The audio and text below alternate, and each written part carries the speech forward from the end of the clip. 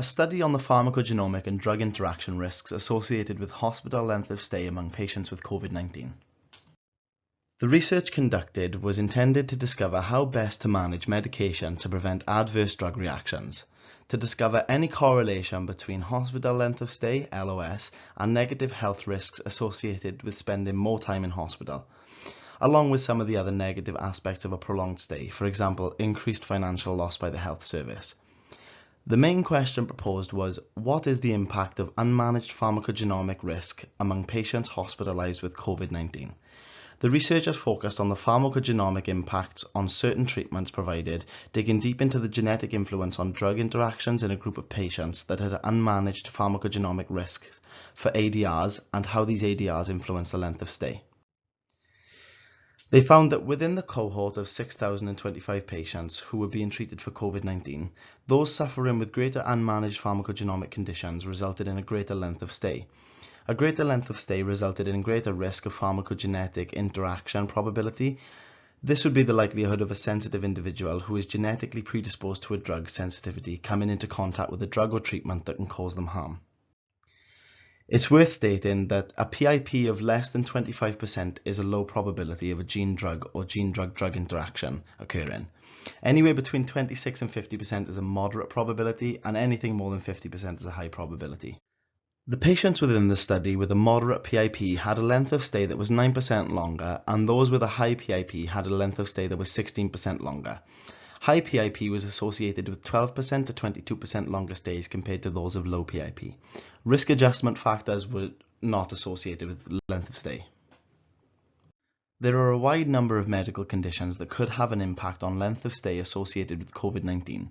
Obesity is one of the leading causes of death in COVID patients, so are pre-existing respiratory diseases and also cardiac diseases.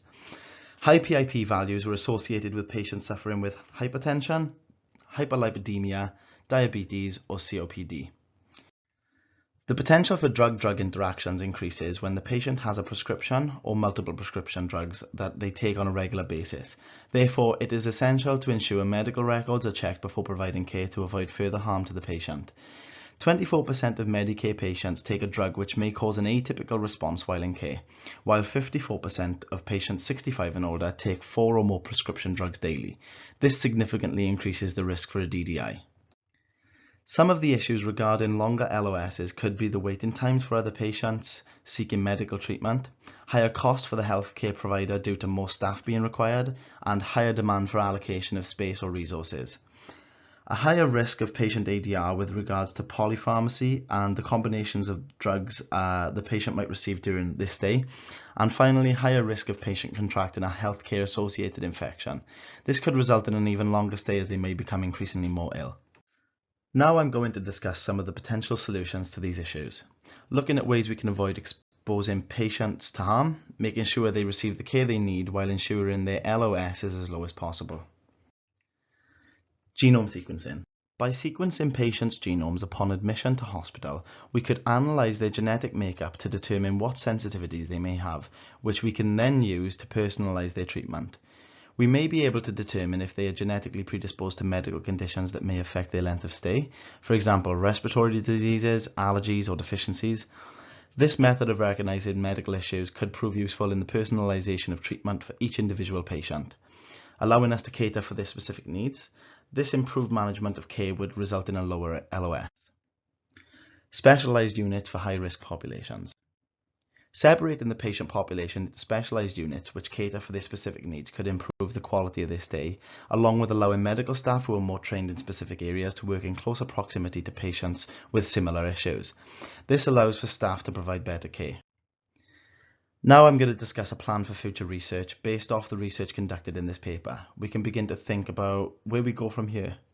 Our current understanding is that there is an association between PIP and LOS. However, we can't confirm yet that those who have a higher LOS time suffered that greater time as a result of an adverse drug reaction.